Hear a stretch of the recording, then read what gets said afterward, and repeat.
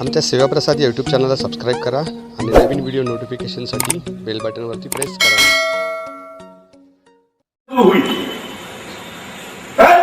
आणि ते दुःख संपायचं असेल, आमदार संपायचा असेल तर सुख येईल, सुखाचा उजेड येईल. परस्पर विरोधी भाव आहे, परस्पर विरोधी गोष्टी आहेत. पण खरं सुख कशात आहे? आपण खरं सत्कर्म आयुष्यात काही केलंय का? आणि ते सत्कर्म करण्यामध्ये जे सुख आहे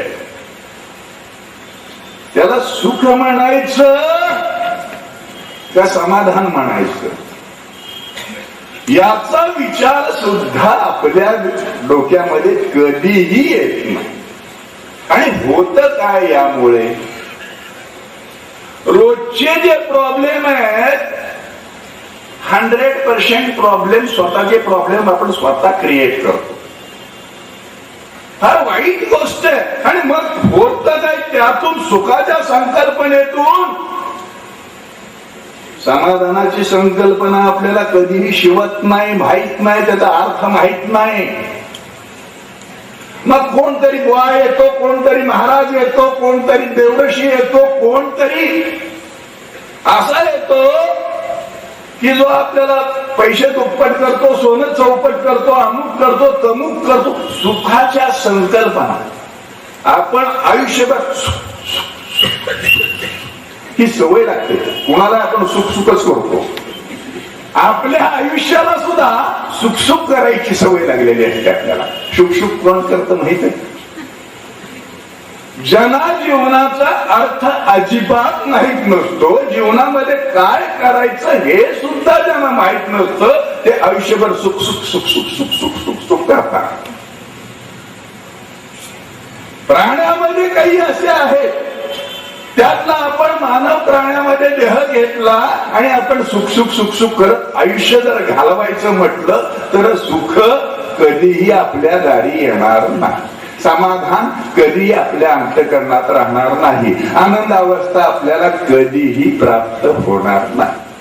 मग त्याच्यासाठी केलं काय पाहिजे?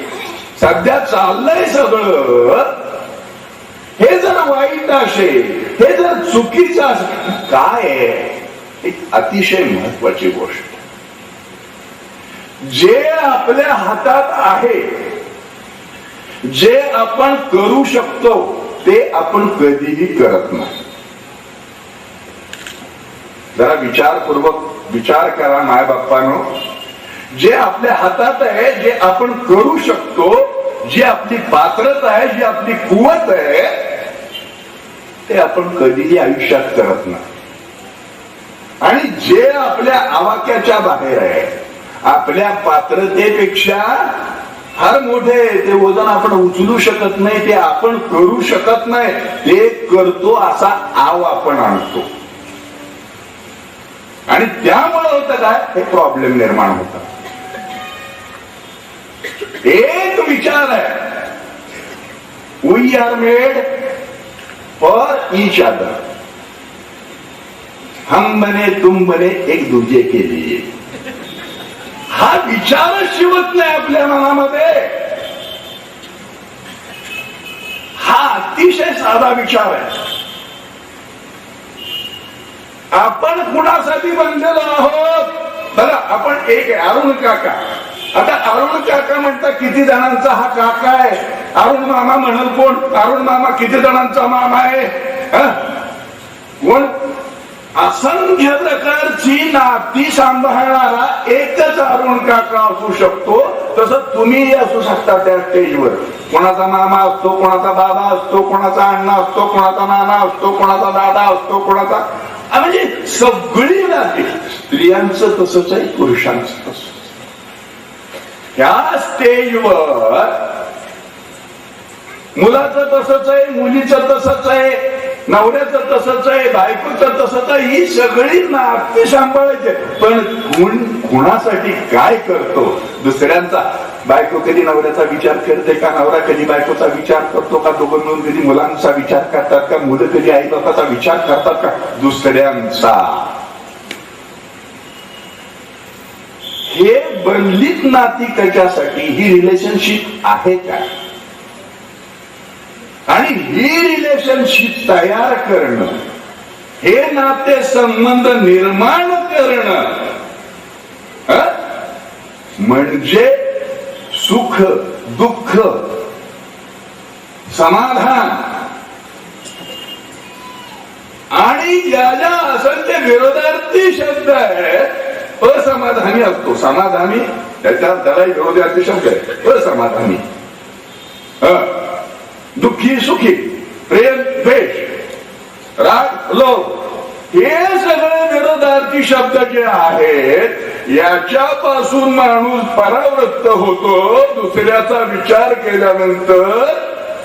कारण का, त्याला ते वैराग्य प्राप्त होत.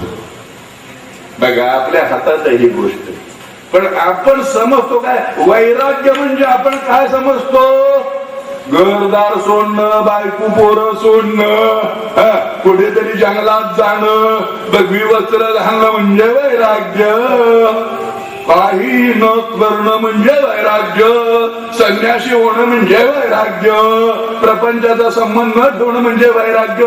किती चुकीच्या संकल्पना आहेत. आपल्या हातात नाही का संन्यास घेणं, पण आपण विचार वैराग्य धारण करायचं म्हणजे काय पाहिजे, संन्यास घेतला पाहिजे, जंगलात गेलं पाहिजे. जंगल राहिलीत का आता, कुठे जा, सिमेंटची जंगल तयार झालेली आहेत, पाण्यामध्ये घर बांधले, डोंगरावर घर बांधलेत, आकाशात सुद्धा बांधलेत घर. जागा कुठे शिल्लक ठेवायला तयार नाही माणूस, लोकसंख्या तेवढ्या द्रुत गतीनं वाढते. असो तर वैराग्य म्हणजे काय आणि ते कसं प्राप्त करायचं हे आपण पाहिलं पाहिजे. वैराग्य कधी निर्माण होतं, दुसऱ्याचा विचार केल्यानंतर वैराग्य निर्माण होतं. साधा सरळ सोपा विचार. ज्या वेळेला आपण दुसऱ्याचा विचार करतो त्यावेळेला आपल्या मनामध्ये काय निर्माण होतं याचा विचार आपण पहिल्यांदा केला पाहिजे. दुसऱ्याचा मुलगा जर उत्तम मार्गाला पास झाला, आपल्या मनात काय विचार निर्माण होतो हे आपण बघितलं पाहिजे. दुसऱ्याच्या मुलीचं लग्न झालं, आपल्या मनात काय विचार निर्माण होतो आपण पाहिलं पाहिजे.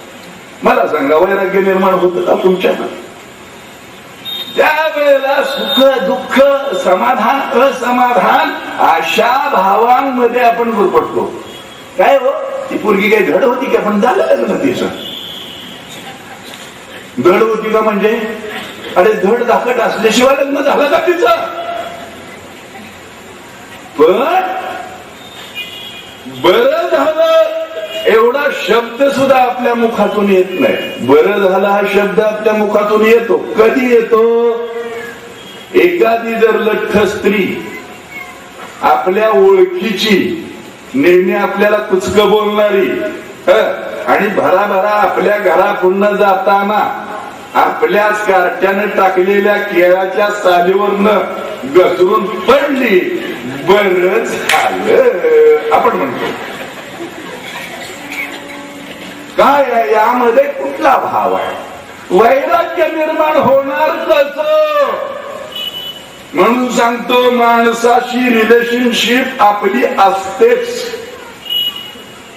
माणसाने माणसाशी रिलेशनशिप करण्याच्या भानगडीत पण बघा, मानलेला भाऊ मानलेली बहीण फार प्रकरण आहे. दाखवण्याचं नातं मानलेली आई नको, मानलेला बाप नको, मानलेला भाऊ नको, मानलेली रिलेशनशिप त्याला म्हटलेलं नाही.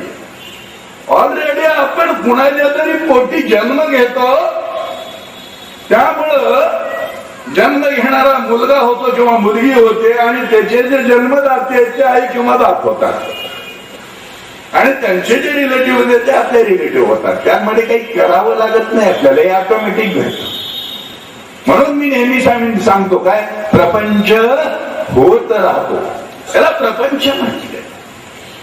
प्रपंच होत राहतो. मग करावं काय लागतं आयुष्यात? आपण प्रपंच होत राहतो पण आपण करतो काय? प्रपंचच.